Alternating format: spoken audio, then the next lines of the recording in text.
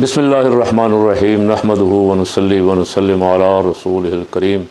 تمام دیکھنے اور سننے والوں کو السلام علیکم ورحمۃ اللہ وبرکاتہ۔ اللہ پاک حضور رحمت عالم صلی اللہ علیہ وسلم کی ساری امت کی خیر فرمائے۔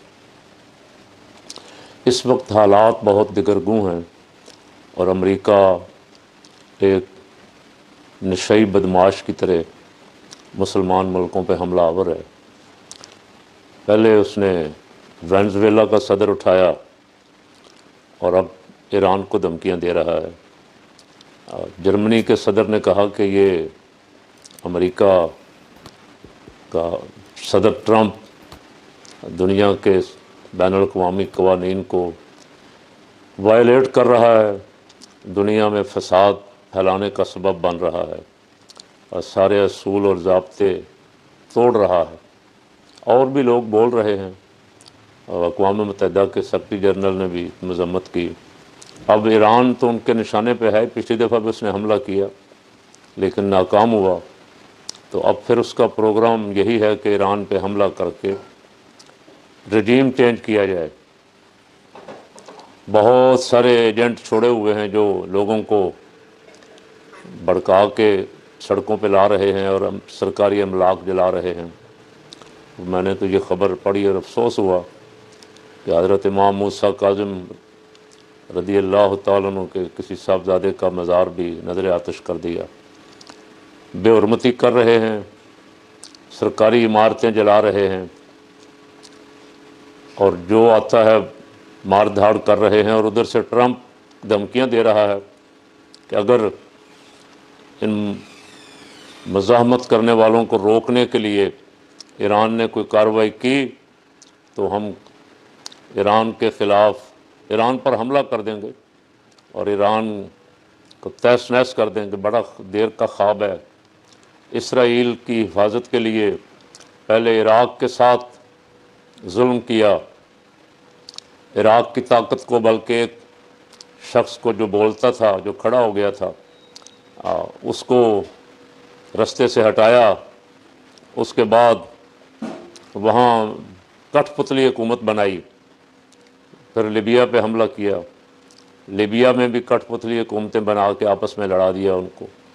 شام میں بھی جو دہشت گرد گروپ ہیں ان کی امریکہ مدد کر رہا، شام کے گروپوں کو آپس میں لڑا دیا۔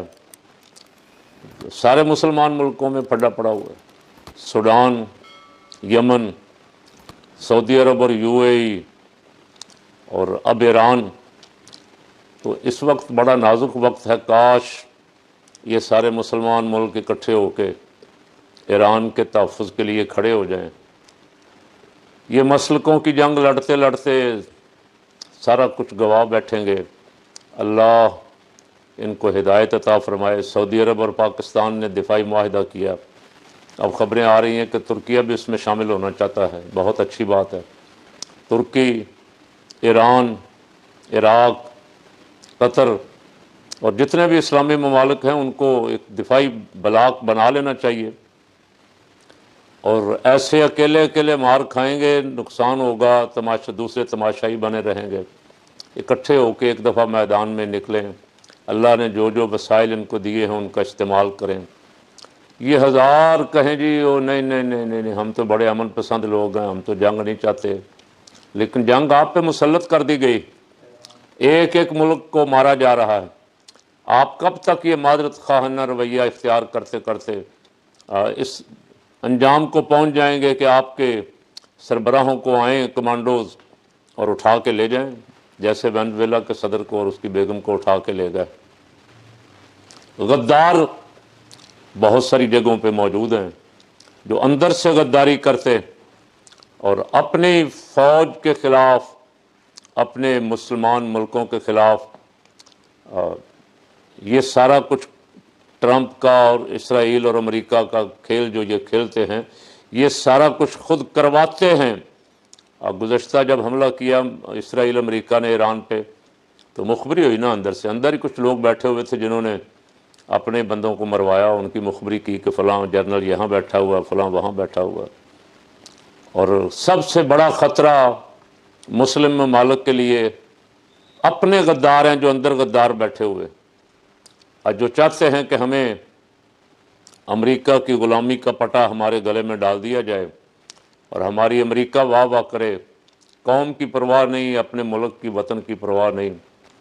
ایسے غداروں نے ایران کے ساتھ زیادتی کی، اور بات یہاں تک پہنچ گئی تھی کہ ایران پہ حملہ آج ہوا کہ کل ہوا، اور ہمارا جو الیکٹرانک میڈیا ہے وہ خبریں دینے لگ گیا، اور خاص کر کے یہاں جو سیکولر طبقہ ہے جسے ایران کی حکومت سے بھی تکلیف ہے، اس لیے کہ وہاں داڑھی اور پگڑی والا 40-45 سال سے بڑے خیر و عافیت سے ہزار پابندیوں کے باوجود حکومت چلا رہے تھے۔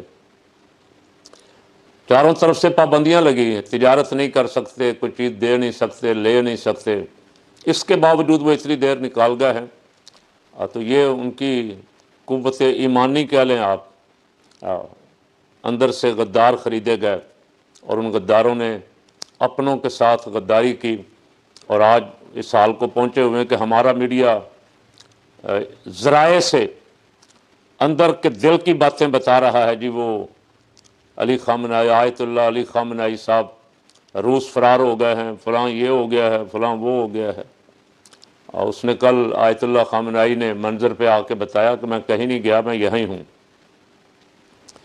اب میری آواز اگر کہیں پہنچ سکے تو میں تمام مسلم امہ کے لیڈروں سے گزارش کر رہا ہوں کہ خدا رسول کا واسطہ ایک ہو جائیں، وہ دفاعی بلاک بنائیں، اور جو آپ پہ حملہ آور ہے اس کا منہ توڑ جواب دیں۔